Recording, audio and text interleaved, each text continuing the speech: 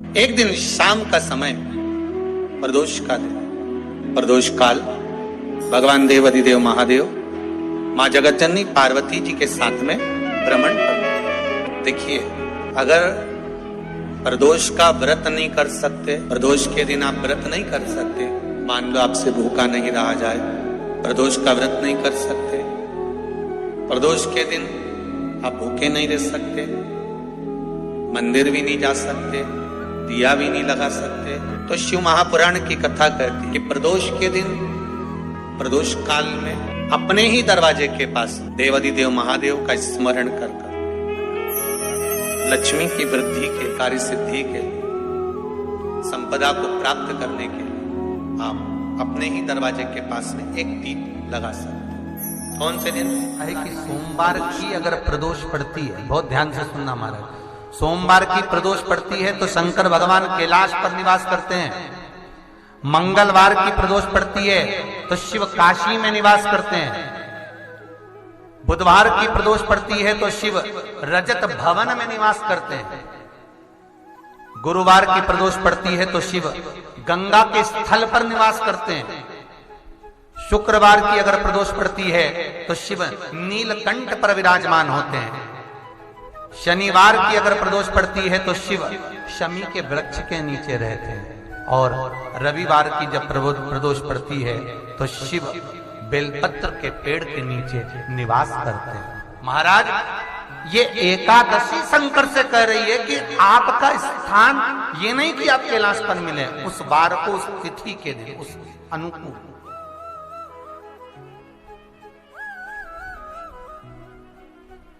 हमारे यहां कहते हैं सोमवार की जो प्रदोष पड़ती है वो इच्छा पूर्ति करती है, मंगलवार की प्रदोष रोग से मुक्ति देती है, बुधवार की प्रदोष कामना की पूर्ति करती है, गुरुवार की प्रदोष शत्रुओं का नाश करती है, शुक्रवार की प्रदोष सुख और शांति देती है, शनिवार की प्रदोष संतान का सुख देती है, और रविवार की प्रदोष जो काम दुनिया में कोई नहीं कर सकता वो अचूक फल की प्राप्ति रविवार की प्रदोष करा देती है। महाराज, ऐसी प्रदोषों का नियम वर्णन किया चाहिए। भगवान कहते ठीक है, तू थोड़ी देर खड़ी हो। एकादशी सम्मुख खड़ी हुई, पार्वती जी ने जिस अंगुष्ठ का जल पीने के लिए लिया था हाथ में, बस पीने ही वाली थी, शंकर भगवान ने वही हाथ में जल लेकर एकादशी के हाथ में उसको देकर कहा, ले, ये मेरे द्वारा निर्मित एक व्रत है जिसे त्रयोदशी के दिन तूने मांगा है, मैं तुझे देता हूं। आज इस व्रत का फल मैं तुझे प्रदान करता हूं। अब तू जिस जीवात्मा को लेकर जाएगी उसका पाप प्रबल नहीं होगा। किसी स्त्री, पुरुष, बालक, बुजुर्ग जो भी होगा जिसने प्रदोष का व्रत करा होगा, वो जीवात्मा को तू किसी फल की कामना से नहीं, स्वतः ही लेकर चली जाए, उसमें कोई कामना नहीं है। बन सके जीवन में 11 प्रदोष या 26 प्रदोष करने के बाद आप उसका उद्यापन कर विराम भी दे सकते, पर जीवन में एक बार प्रदोष का व्रत मौका मिले, जिस कामना से, जिस दिन का भाव आपके मन में आए कि मुझे रोग से मुक्ति पाना है तो ये प्रदोष मुझे करना है, मैं रोग मुक्ति के लिए, हम जो भी आपके मन में आ रहा है, संतान प्राप्ति के लिए शनिचरी प्रदोष, आप उसका स्मरण करें। फिर लिखा शिव महापुराण में, बड़ा सुंदर लिखा वेदव्यास जी ने, मान लो आप प्रदोष का व्रत नहीं कर सकते, आप अगर व्रत नहीं कर सकते तो प्रदोष के दिन, प्रदोष काल में शाम का समय, सूर्यास्त का कुछ पल, कुछ घड़ी के पहले से लेकर बाद तक का प्रदोष काल के अंतर्गत आप शंकर जी के मंदिर में जाकर 1 लोटा पानी, 5 बेलपत्र भी अगर समर्पित करते हैं तो संपूर्ण प्रदोष का फल आपके भाग्य में प्रबल हो जाए। शिव महापुराण में जिस पुरी में आप जा रहे हो, अयोध्या जा रहे हो, कांची जा रहे हो, जगन्नाथ जा रहे हो, द्वारका जा रहे हो, मथुरा जा रहे हो, उज्जैनी जा रहे हो, आप जिस पुरी में जा रहे हो उस पुरी में दान, उसका महत्व शिव कथा कह रहे महाराज। कोयल का तुम जन्म नो, ऐ सती, जिस समय पर 2 आषाढ़ पड़ेंगे और तुम मेरी आराधना करोगी तब मुझे वापस पालोगी। महाराज, शास्त्र कहता है अधिक मास के महीने में शंकर के मंदिर में किया गया दीपदान, अन्नदान, वस्त्रदान, जो भी दान हम शिव मंदिर में करते हैं उसका फल हमें शीघ्रता में ही प्राप्त है, अधिकता में ही प्राप्त है। कथा सुनिए ना भागवत जी, किस किसने सुनी है भागवत? जरा हाथ उठाओ जिनने भी भागवत सुनी है। सुनिए, राजा बलि का चरित्र सुना है? कौन था राजा बलि? पूर्व समय में जुआरी। राजा बलि कौन था? पूर्व समय में जुआ खेलने वाला, और जुए में इतना हार गया कि कुछ बचा ही नहीं उसके पास। सब्सक्राइब करें हमारे चैनल शिव भक्ति को और बेल आइकन दबाएं ताकि आप अपडेटेड रहे हमारी हर एक वीडियो से।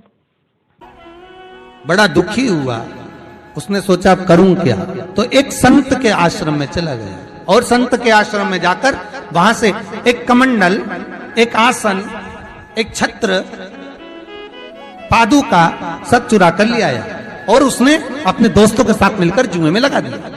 अब दोस्तों को मालूम था कि हारेगा, तो दोस्तों ने क्या करा, अपनी पूरी जायदाद ये 4 चीजों में लगा दी। अब 4 दोस्त का माल एक छतरी, एक कमंडल, एक आसन, एक पादुका में लग गया। और आज क्या हुआ कि ये जीत गया, वही जुआरी जो रोज हार रहा था आज जीत गया। अब जीत तो गया, जीतने के बाद बहुत धनपति हो गया, अच्छा पैसा आ गया। अब जब पैसा आ गया तो इसके मित्र बन गए, मित्र बने तो साथ में ये नशे में धुत रहने लगा, वैश्याओं का संग कर लिया। अब वेश्या का संग करा तो एक दिन एक वेश्या ने इससे कहा कि तुम कल मुझसे मिलने आओ तो मेरे लिए बीड़ा और गजरा लेकर आना बालों में लगाने का। तो ये नशे में धुत होकर, पीकर धुत होकर जा रहा था, और हाथ में बीड़ा था और गजरा था, और जाते जाते पत्थर से टकरा गया, नीचे गिर गया। पत्थर से टकराया और नीचे गिर गया। जैसे ही नीचे गिरा बेहोश हो गया। थोड़ी देर बाद इसको होश आया तो इसने गजरा और बीड़ा वो मिट्टी में गिर गया, धूल में गिर गया। उस धूल में गिरे हुए गजरे और बीड़े को उठाया, सामने शंकर जी का मंदिर था उसको देखा, देखकर मंदिर के सामने खड़ा हो गया नशे में, और भगवान देवाधिदेव महादेव से कहने लगा, शंकर तेरी नियत लग गई थी मेरे गजरे और बीड़े में, इसलिए तूने जमीन पर गिरा दिया।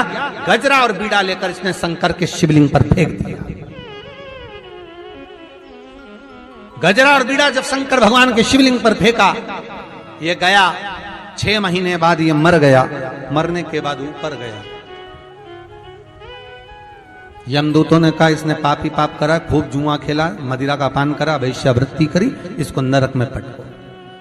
इतने में भगवान विष्णु आ गए। भगवान विष्णु ने कहा नहीं, इसने एक पुण्य करा। क्या? गजरा और बीड़ा शंकर जी को दिया।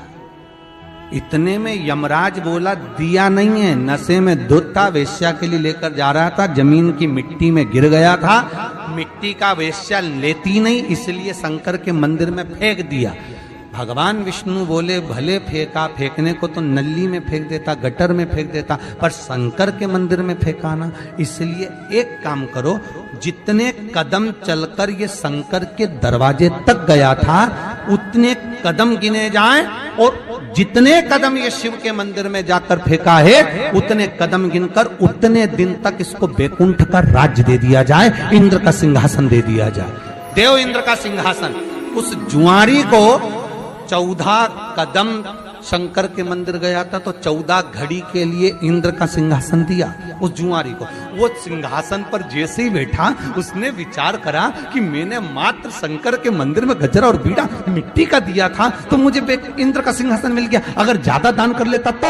इसने ताली बजाकर रावत को। दोस्तों वीडियो को लाइक और चैनल को सब्सक्राइब करके जरूर जाइएगा।